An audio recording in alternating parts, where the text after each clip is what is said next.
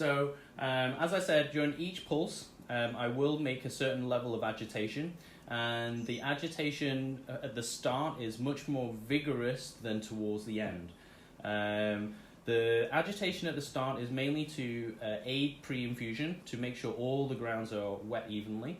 But the agitation towards the end is merely to settle the bed, and also to ensure that when the water is drawn down through the coffee, that it is through as much as the coffee as possible. Now, what you will see when you make a agitation motion, some of the coffee grounds will come up to the sides. Okay. Now, when coffee comes up to the sides, what that means is that coffee at the sides won't get brewed inside in the final brew. So any coffee remaining at high will be generally under extracted. Okay, so the slight agitations towards the end will create a flatter bed, and hopefully we will wash down the grounds on the side. Okay, all right. So we're going to go ahead and press this, start this extraction. So this is the Scott Rayo with 15 grams, 250 out. Okay. All right. Here we go. So in starting, you're hearing the pre-tank heating the water tank now. So there's creating water in the water tank at 35 degrees, and that just gives the heaters a bit of a head start to maintain the temperature throughout. So you can see the turbulence created by the shower head screens, okay? And I'm just going to now vigorously spin, okay? Now, it's a good note to take to see that I've not gone too high on my spin, okay? I've gone about an inch above the coffee bed, and you can see it's still bubbling, okay?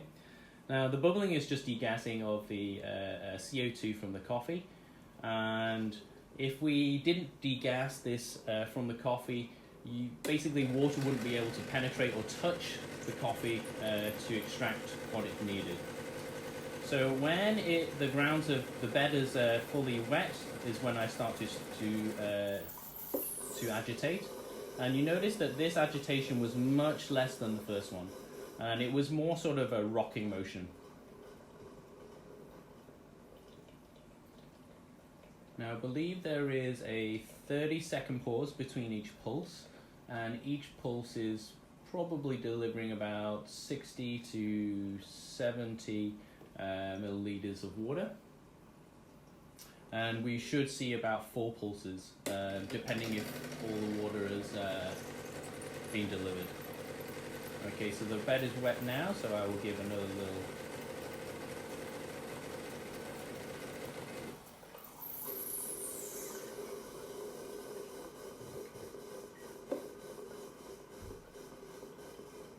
So a little bit of technique adjustment here from me with one hand, but it's all good.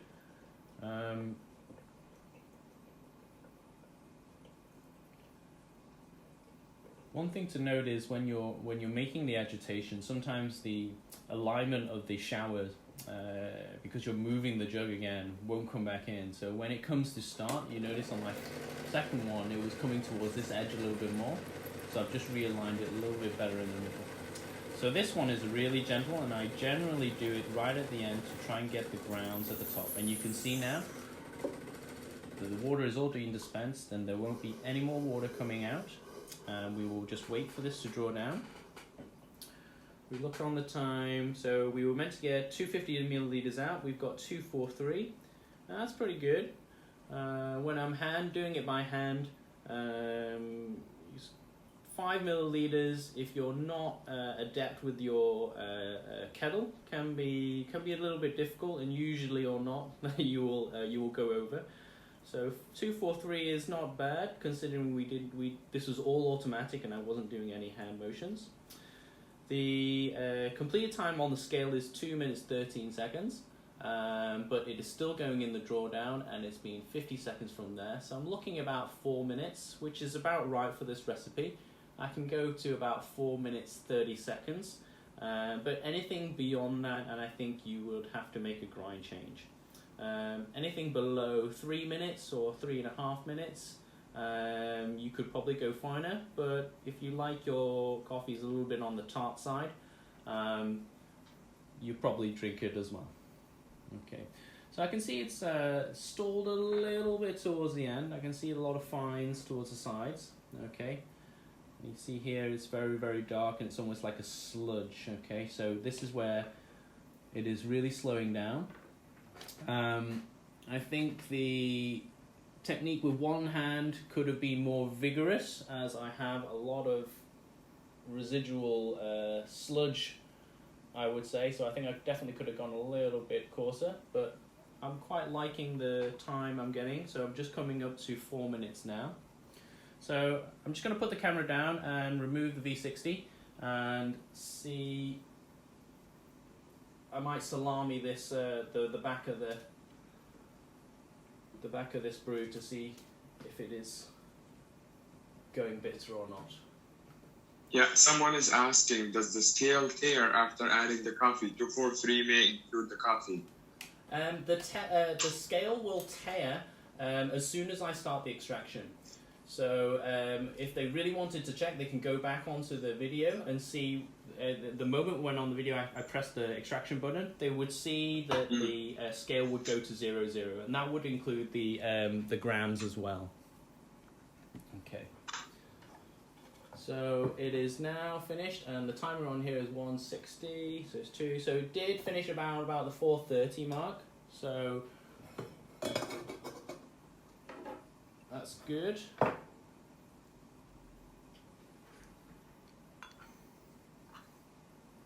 Okay, so one thing I think this is due to this particular coffee. This particular coffee, the aroma is fantastic, and I got really excited about this coffee. This coffee is from Yunnan, a place that, in my opinion, is one of the new up-and-coming regions of the world. The China government incentivized a lot of the farmers to start growing coffee, and what they realized was that a lot of the places where they couldn't grow tea was fantastic for growing coffee. And that's sort of why we're seeing a lot more higher quality coffees coming out of Yunnan. A lot of natural coffees, and from tasting the coffees over the last 5 years, the quality of the coffee is just getting better and better. So this coffee we got from the China Barista Champion, who used it for his competition for the WBC, and it is very standout in that the flavors are very easy to pick out, and everyone I've given this to has either not liked it because of the flavors. It has a lot of rum, sort of liqueur, chocolatey spice, but I think that is due to the roast. It is on the darker end. They roasted for espresso, but we're making it as a V60 here.